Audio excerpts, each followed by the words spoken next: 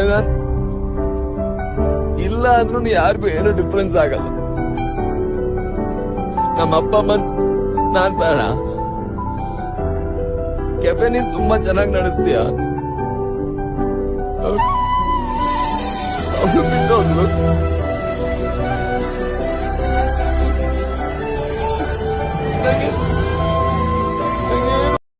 ನನ್ಗೂ ಆಸೆ ಇದೆಪ್ಪ, ನಾನ್ ದುಡಿಬೇಕು, 4 ಕಾಸು ಸಂಪಾದನೆ ಮಾಡ್ಬೇಕು ಅಂತ.